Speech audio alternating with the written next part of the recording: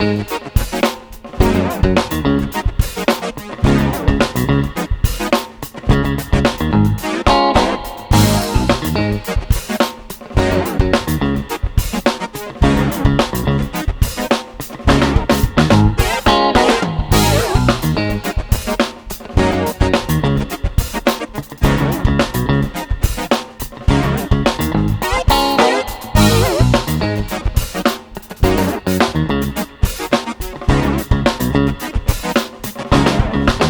your voice. I am your host, Ashley Marks, and I want to welcome our guest, SharonPurcell, to the podcast. Sharon, thank you for joining us on AudioLife today. Well, thank you for inviting me. Yes, and let's get started on your story. My first question, if you were to share one story with the world, which would it be and why? The one story that is most important to me is happened about 40 years ago. I had a life-changing experience where I came to know that Jesus was real and not just a figment of my imagination. And my life from that time on was changed. And it was a life of faith in God because I knew he was real.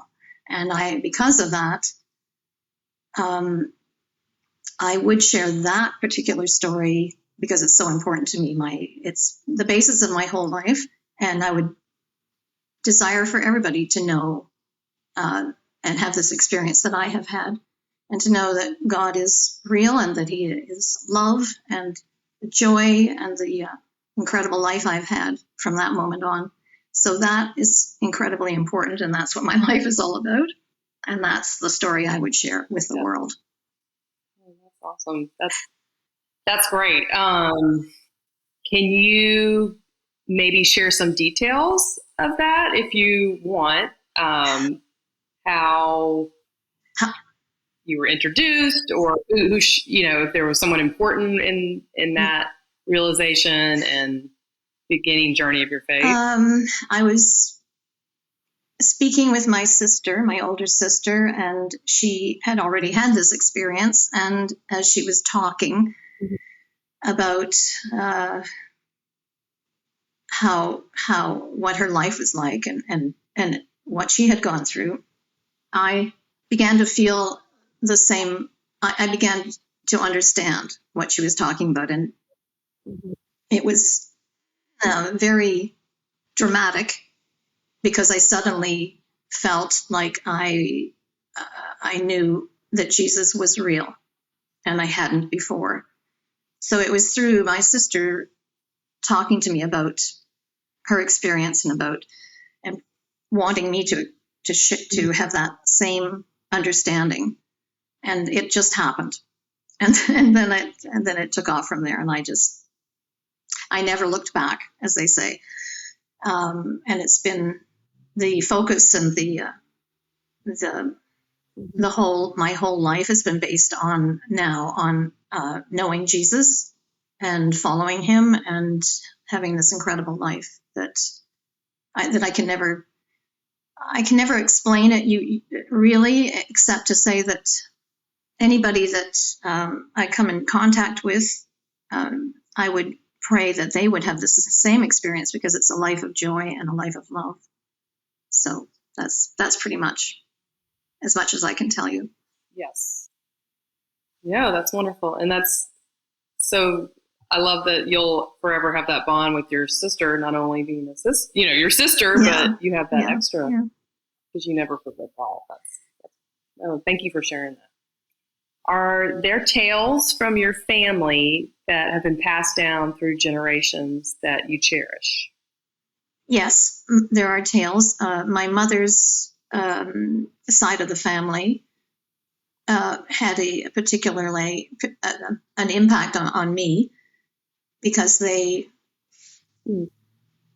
had been living in Hamilton to begin with. My great-grandfather they lived on the mountain, and my great-grandfather built a road up that mountain so that they could get to their house.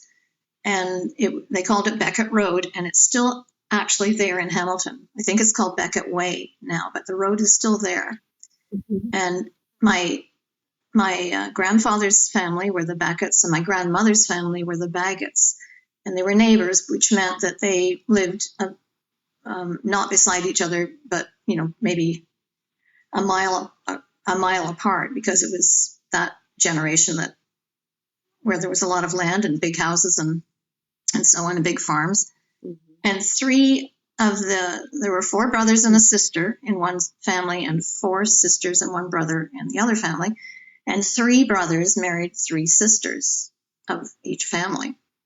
So my grandfather married, who was a Beckett, my grandfather was Alfred Beckett, and he married Genevieve Baggett. And then there were 2 other brothers and 2 other sisters that intermarried. So there were all these marriages and cousins that came from those 2 families. Then my grandfather, that was pretty interesting in its own way. Then my grandfather went out west as a young man and homesteaded, and which meant that he was hacking down the trees and so on in the prairies and planting wheat and all of that. And at that time, the government offered people that homesteaded, they offered land for a very minimal amount of money. I think I couldn't tell you, but that's why he went out there to do that. And then, so he got his land, and then he brought his wife out, and then they started a family. And that family was my mother and my uncles. And so they had their life out on the prairies, and that was pretty interesting. And then after the war, the Second World War, my grandfather moved back or down east again. And he and my parents, so my mom was married at this point, bought a piece of land and built a big house in Lorne Park out in Ontario, and lived together. And so they each had an apartment in this house, or a section that was their own part. And so I grew up knowing my grandparents in a very close way. And I value that relationship very much, because they were very interesting people, and my grandfather had all kinds of hobbies and things that he shared with us. And my grandmother was also very interesting. She did ceramic work, and she did baking and candy making and all kinds of different things. So we had all of this interesting life with my grandparents. So that's and all of their brothers and sisters that already lived down here. So it was a very strong family connection, and lots of stories and lots of sharing of their lives with us. So that was very important to me. And consequently, I whatever has made me the way I am, I'm passing on to my kids. So it's kind of interesting to think about that, because I was made, part of my personality was created from having this relationship with them, and then I've passed it on to my kids. So that's pretty much what I wanted to say about tales. They had so many stories that I couldn't go into them, but it's just the story of the generations that have impacted me. And you had cousins to play with. Cousins and that's fun. Great. My uncles, my mother's brothers, very, very fond of them, and they've all passed away, but their children are still here, and so we're connected that way. I love that. That sounds so beautiful. Just a lot of land, and you can run around, and I can picture it in my mind, what that would look like. People don't have grand yards as much, like acres and acres, so less likely. So that's lovely. Yeah, that's great. Thank you for sharing that. Tell us about an unforgettable adventure or mischievous act from your younger days. Okay, so I was Or both. This was pretty easy for me to remember or to tell about, because I was a pretty daring child. I would not hesitate to climb trees and all of that kind of thing, or just wander off. And because at that point we could, Mom would just say, go out and play, and we could play anywhere in the neighborhood. And it was, and we explored and did all kinds of kind of dangerous things. But I wasn't sissy-ish. And people that I knew that would warn me about doing things, I figured they didn't know anything, but I did. Or they didn't really know what they were talking about, and I didn't care. So one of these friends, one friend of mine, her name was Anne, she and I were out in the woods walking along and hiking, and she said to me that I should stay away from a certain plant, which she thought was poison ivy. And I thought it wasn't, so I just said, I said, oh, don't be so, whatever, ridiculous, or whatever I said. And I took the plant and broke it off, the leaf off, and I think some white sap or white cream came out of that stem, and I just nonchalantly wiped it all over my leg and just told her it wasn't poison ivy. But then, of course, the next day or a couple of days after that, I broke out in a terrible rash all over my legs, and it was poison ivy. It's a hard way to learn. I had the worst case of poison ivy all over my legs. And so I still didn't, it didn't really dawn on me that what I had, just kind of poo-pooed what she had said. I think I just had to get through the whole horrible few weeks of scratching and trying to get through it. But nothing came from that.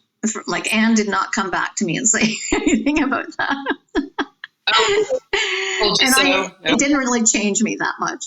The next incident, which was similar, was a time when another friend of mine, Brenda, and I were skating on a pond, and she warned me.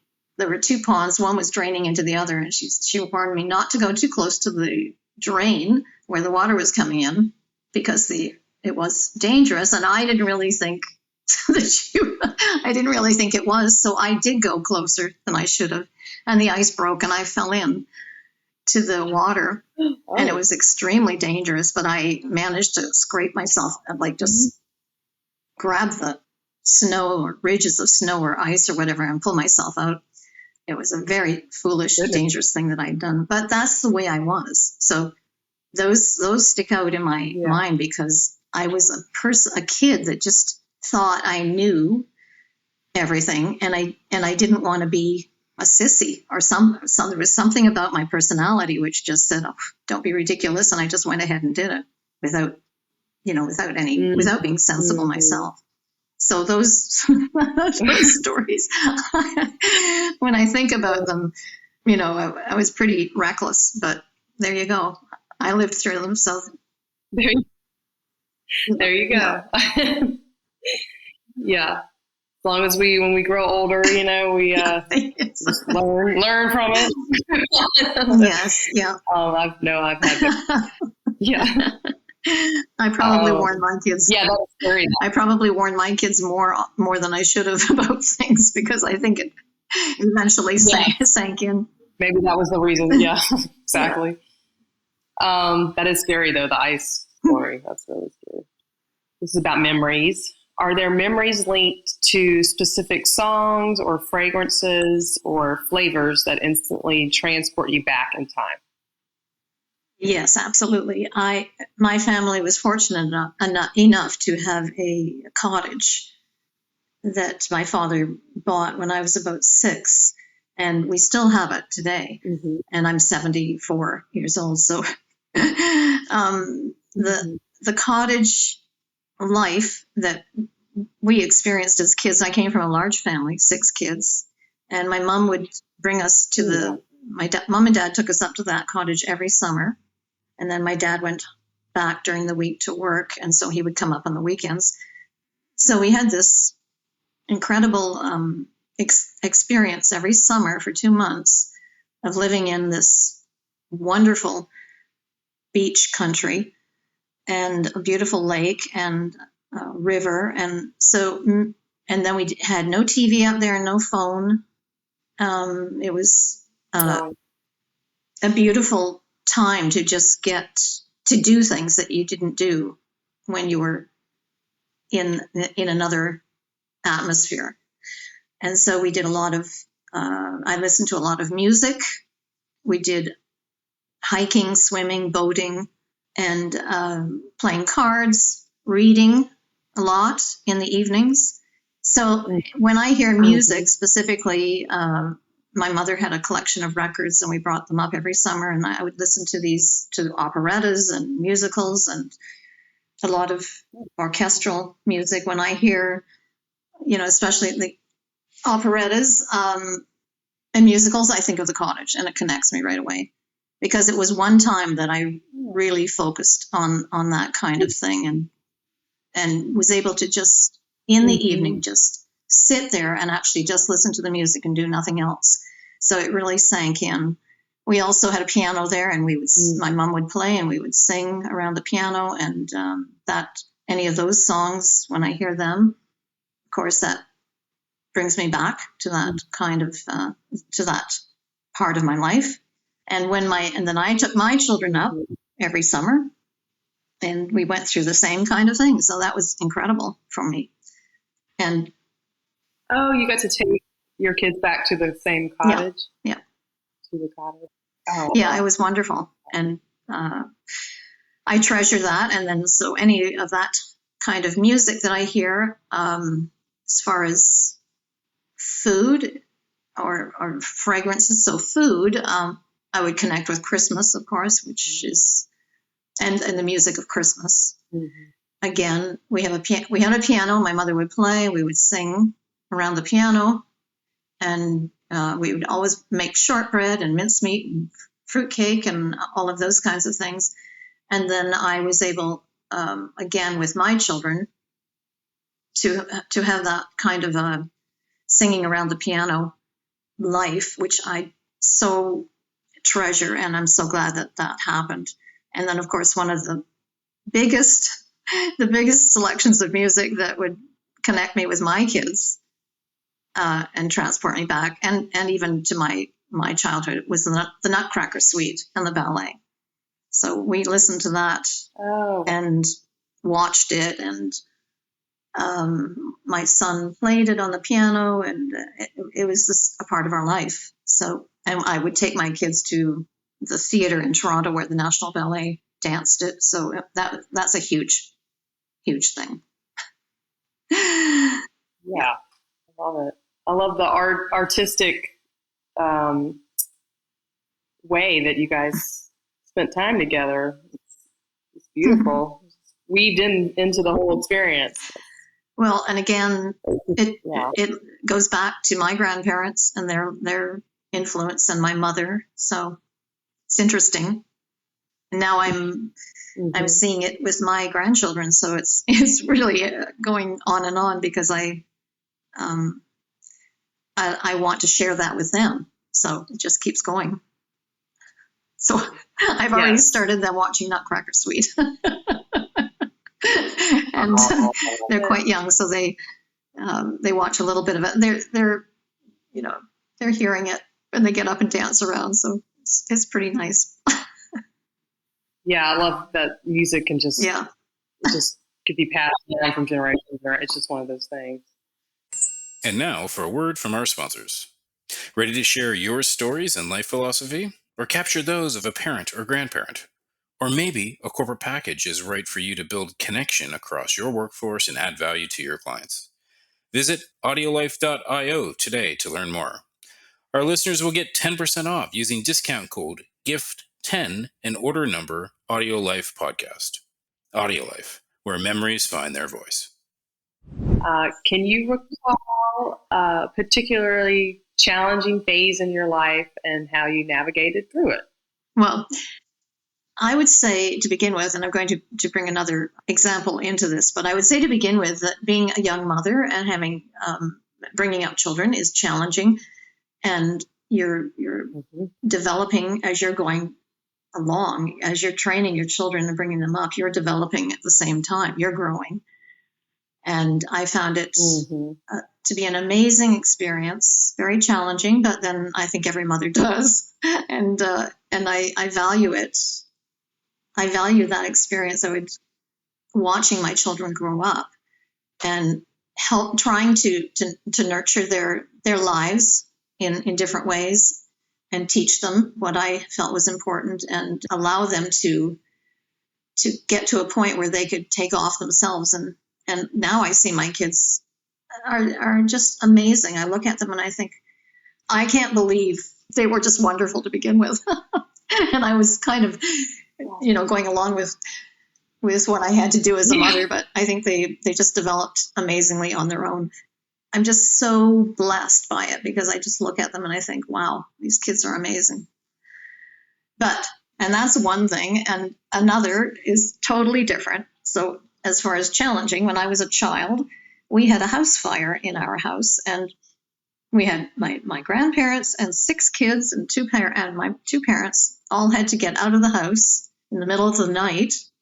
Oh. I know it was, and we actually had to jump the kids who were, I think, my sisters and I, we were sleeping on the top floor of this house, the 3rd floor, and my parents were, and my baby brother. And we had to jump out of a window, which was, I don't know how, it's the 3rd floor of a house. So it was quite high. And my uncle was on the ground and he caught us. And we escaped from the house that way. And then after that, the house pretty much burned down. And so everybody got out. We had to be taken care of by neighbors and friends. And so the whole family separated. That was challenging.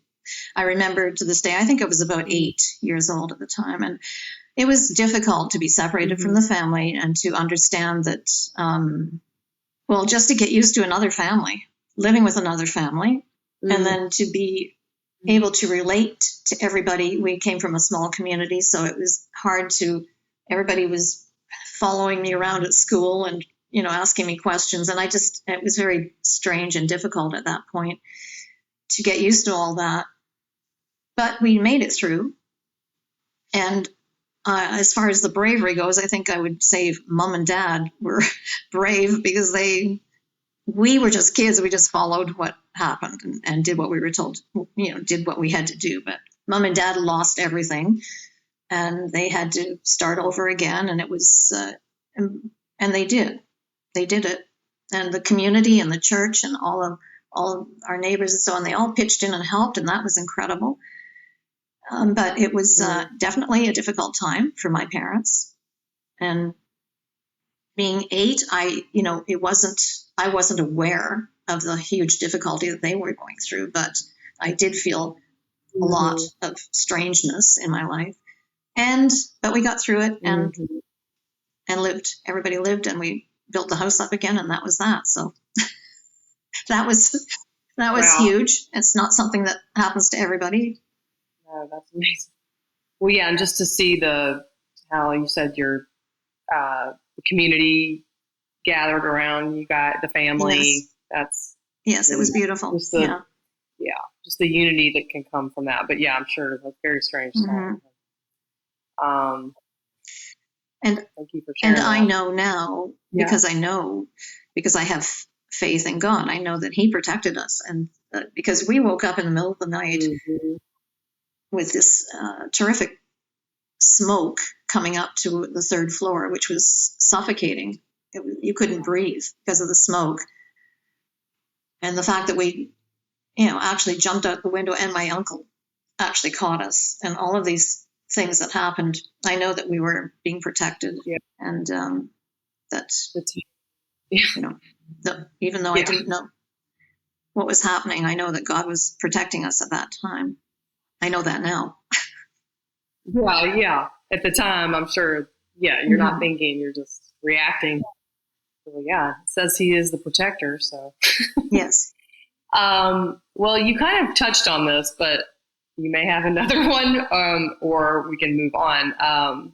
This one is share a story where you or someone you know displayed remarkable courage or triumph against the odds. So obviously, you just shared a huge story. Yeah, I guess I jumped into that question. About really, that. Yeah. No. Yeah. I mean, kind of leads into it, but that I can't think of anything greater than. Yeah. So we're going to go into family and friends and bonds section. And the first question is: recall a family event that stands out for its warmth, laughter, or unexpected occurrences. So I didn't have an answer for that as far as one event. I pretty much thought of the cottage life and what that was, what that whole experience meant to me, and the fact that when we think about the warmth and the laughter, it was an unbelievable way to bond with my brothers and sisters and my mother, who looked after us during the week, in ways that you don't normally do, especially when we went back to our house and we had a phone and we had TV and we had our friends and we had school. It was a whole different life. But when we went to the cottage, there was nothing except playing cards with my brothers and sisters, reading, and the music.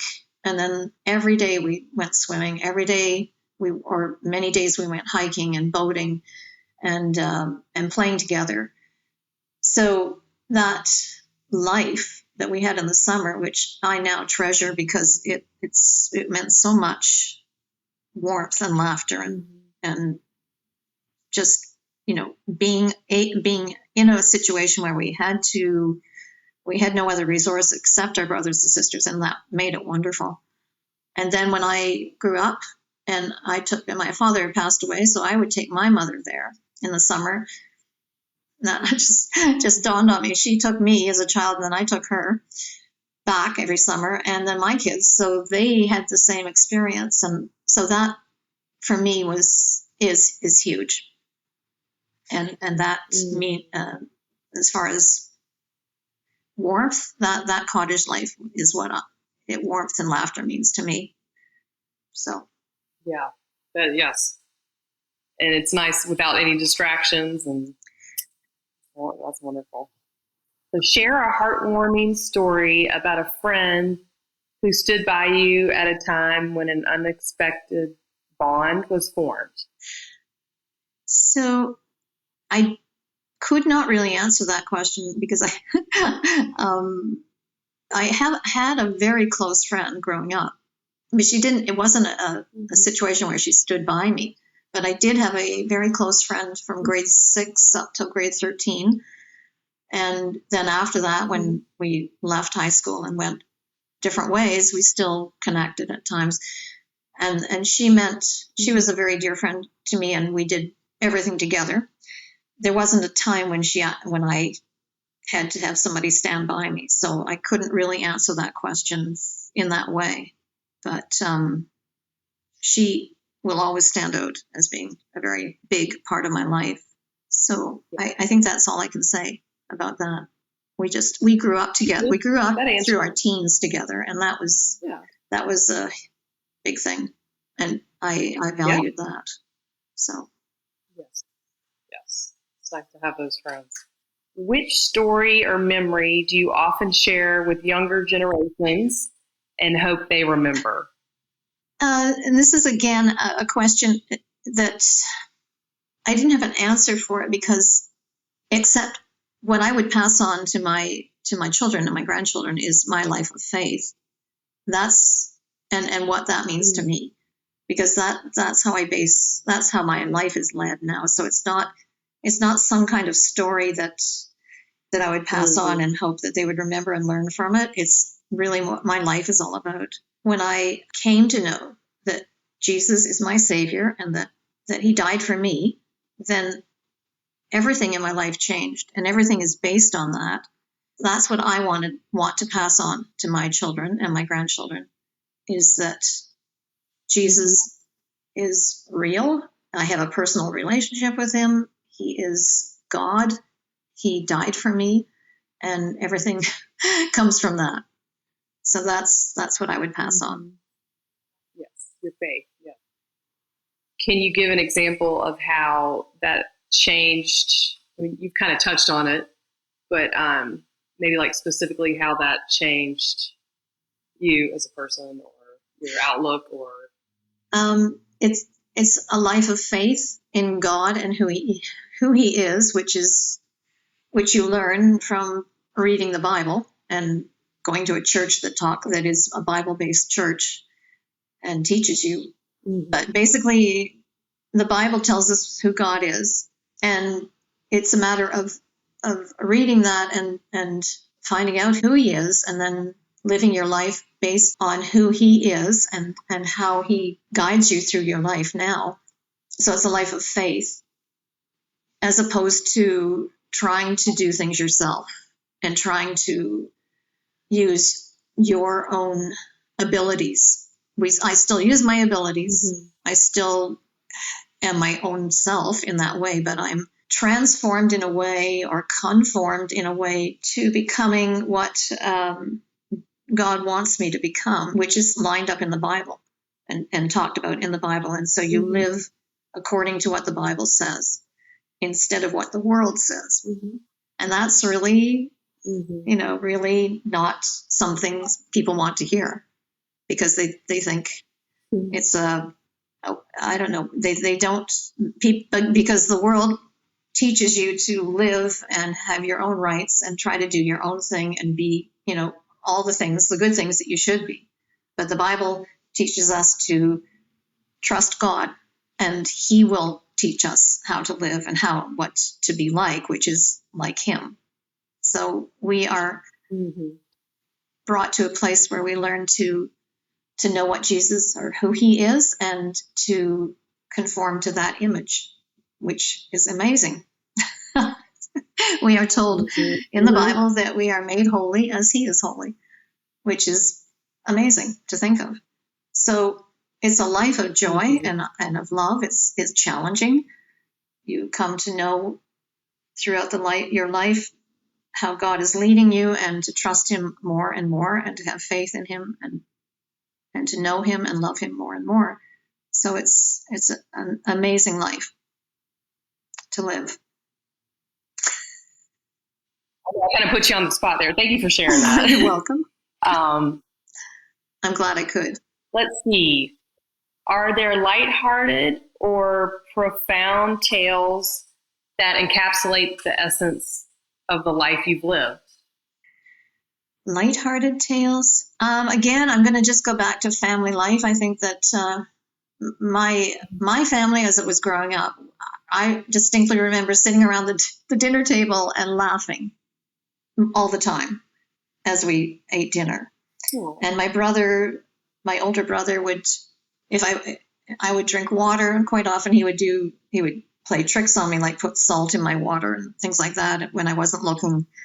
And I would drink it and spit it out all over the table and those kinds of things. So he was always playing jokes or trying to do things that he would do over and over. But I would never realize that he was doing it, even though he would do the same thing. I never got wised up enough to think about it. I would just let him do it. He would just do it, and that would be it. So we would laugh a lot. We had a lot of similar interests as children. We were all into athletics, and most of us were into some kind of art or music. So we had a common bond there, and so we grew up just being a very happy family. And I think that is, now I see that family is a big thing that I value so much, and my children and my grandchildren. And I realize that is so important to me. I would never, ever give it up. I would never have wished for anything else except to have children. I had a chance at one point to have a career, and I valued staying home with my children at that point and decided to do that, and I'm glad I did it. So to me, it's the family and passing on to them what is important and what I value. So I'm not sure if I really answered that question properly, but that I don't have a lighthearted story. I just want to say that family is what is important to me, and I'm so blessed to have my 3 children, Judah, Carrie, and Elise, and then my grandchildren, 5 of them, and that's what's so important to me. Mm-hmm. And my extended family, my brothers and sisters, and everybody else. It's just wonderful. So, and I'm a grandmother, and I love it. A lot of love. Yeah. It's fun. Looking back, is there any story you've shared that gets recounted differently depending on who tells it? I don't really have a specific story that I can think of. There are times that my brothers and sisters and I have talked about our past, and they've had other things to add to the stories that I didn't realize. And I think it was just because they were in a different place than I was. Or they've just remembered it different. They've remembered more than I did, or they've remembered it differently. But there hasn't been a specific one story that's been passed. This is the question was, is there a story that has gotten changed? Is that right? Or yes, like recounted or changed depending on. I think especially at my age that. So I have a sister who's 4 years younger than me, and she has said things that I had not understood had happened. But I was at the same place and the same happening, but I didn't realize what things that she realized. But they weren't big things. It wasn't one specific story that's gotten changed a lot. It's just being our age and remembering things differently. So. Yeah, that's fine. Describe a recent incident or observation that made you smile or reflect on the beauty of life, which I know you touched on a few of those. Yeah, I'm going to tie this one in with what the question was. Was there something that just happened in a perfect way, or with the stars aligning, that kind of thing, way back in the beginning? Oh, yeah. We can go back to that one. Describe a time when the stars seemed to align a moment. Perfect time. So rather than saying the stars aligning, I'm going to say that I understand as a Christian that there are no coincidences. As I live in a life of faith, I understand that God is ordering my life. So I'm going to tie the two questions together. And so the incident that I'm going to refer to is meeting a man who came 2 years ago from British Columbia. And his wife passed away, and his children lived here in Ontario, so he moved here. And then he looked for a church to go to, and then in that church he looked for a seniors group, and he joined that. And then because he was a singer, he started helping out with the music. So the whole incident of this man coming all the way from British Columbia to Ontario, to the same area I live in, and finding the same church that I attended could be looked on as a stars aligning or a coincidence. But we both understand, his name is Larry, and I understand that God brought it all together. So rather than the stars, I'm going to say God brought all of that together. And he joined the seniors group, and he was already doing the music when I joined later on and met him. And since I'm actually a singer as well, so he and I started to do some music together, and so that's another thing that lined up. And then we started to share coffees together, and then it went on from there. So at this point we are now engaged. So it's a matter of looking at the whole, not thinking, this just happened, but this was something that was lined up. Every incident happened accordingly, because he could have picked any other church, he could have picked any other seniors group, he could have done any other thing, but he didn't. He did the same church that I already attended, and then a seniors group, which I wasn't even part of at the time.